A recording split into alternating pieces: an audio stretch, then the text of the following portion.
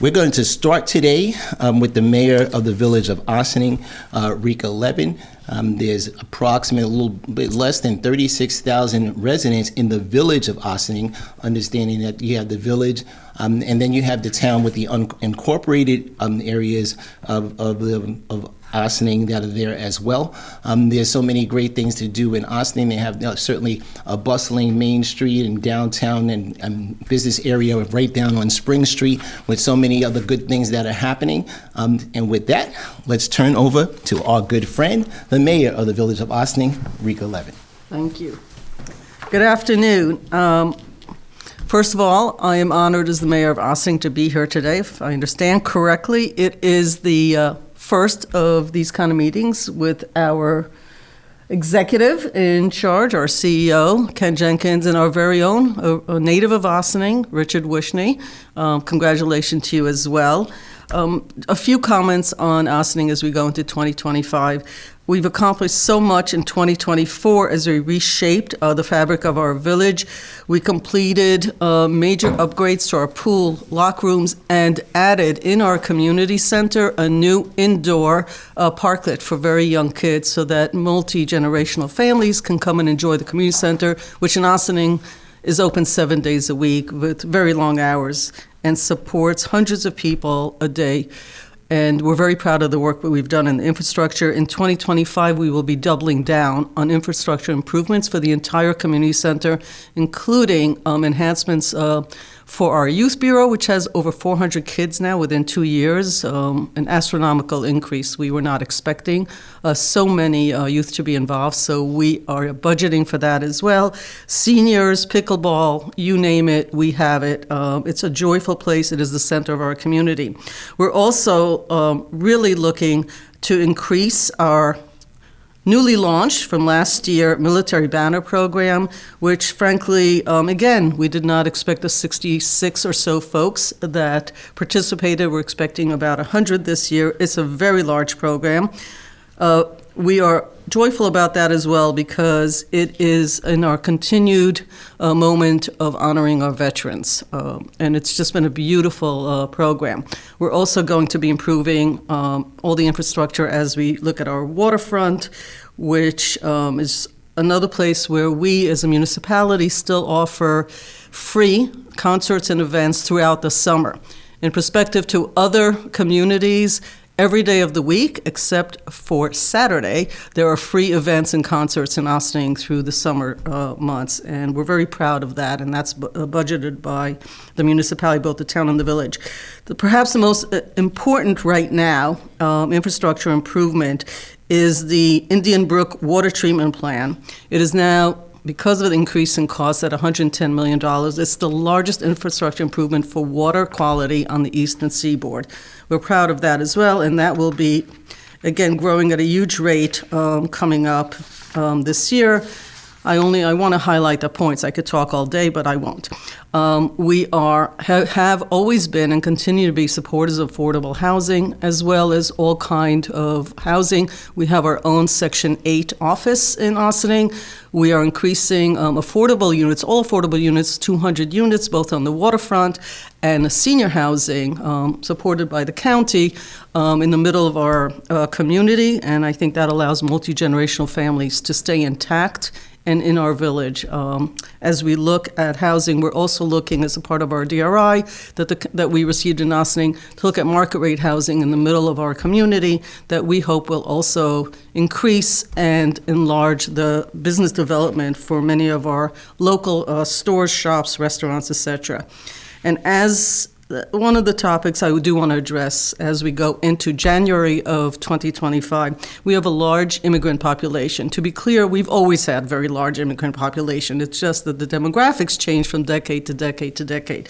We are looking at and are concerned about the transition at the federal and state level in our governments. We have been talking to folks like Neighbors Link and other community advocacy groups about how we might be supportive of the immigrant population, which has lived and thrived in Ossining for many years.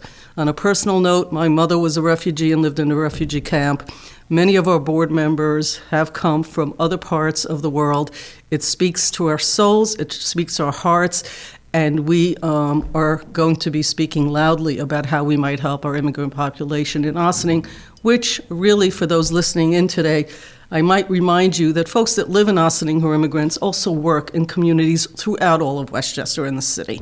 Housing is not a border environment. Housing goes from community to community throughout Westchester.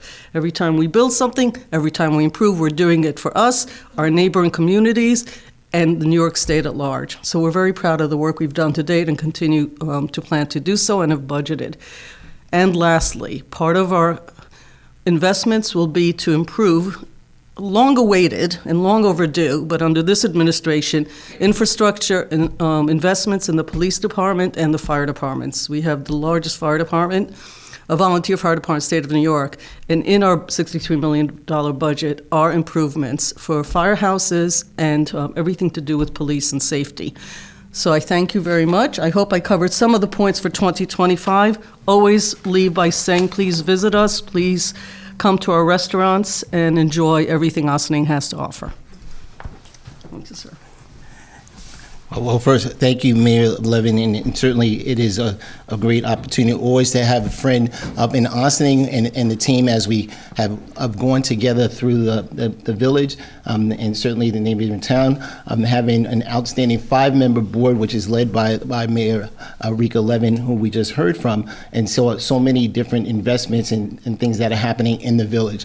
We're looking forward to her continuing her service and bringing all that to the people of Westchester, specifically to the village. I'm sure she'll have her annual address, and we just don't know what that date is going to be right now, but we know that we're going to be there with bells on to listen to the village of Ossining mayor and talk about the things that are happening.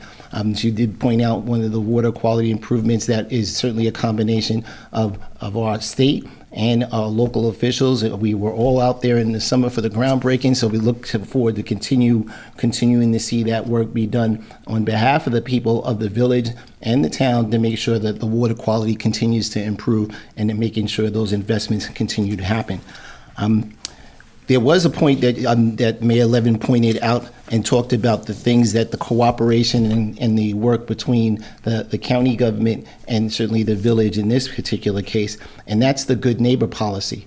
The good neighbor policy is something that we established in 2018 under County Executive George Latimer, which is an additional step. It is above and beyond what we are required to do under SECRA and anything like that, where we have some requirements. This was an opportunity to have a commitment to transparency, collaboration, and community engagement. So today I'm proudly announcing officially that we're going to renew the Good Neighbor policy. It's going to reaffirm the county's commitment to that. And I'm happy to do that this afternoon with our local municipality, Rika Levin, that's here.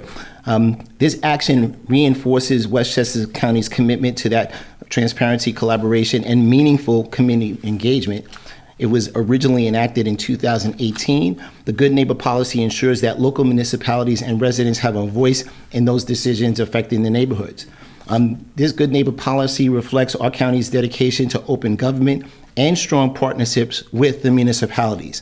By re-signing this executive order, we're reaffirming our promise to include voices in decisions about county-owned land. This policy guarantees that no significant action on county-owned land proceeds without input from the people that it impacts most, also in the local community.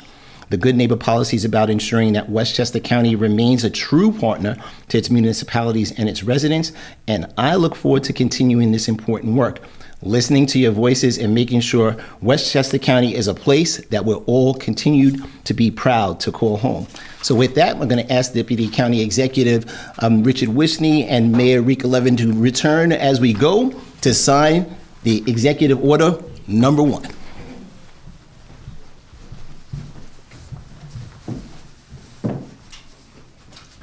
So, in this particular resolution, it's Executive Order number 1 of 2025. It's going to give us an opportunity, again, to recommit to this particular policy. It's the Good Neighbor Policy. So the resolution is that Executive Order Number 2 of 2018 is hereby superseded by this executive order, and we're resolving that this executive order shall take effect immediately and shall remain in effect until otherwise superseded or revoked. And we're going to sign that today. We're going to get some new pens and make sure that they're not just popping around all the place. And it's dated today, January 13th, 2025. And now we have this executive order restoring and renewing the Good Neighbor Policy in place here in Westchester County. So, Mayor, thank you for being here. And DCE, it's always great seeing you. Thank you.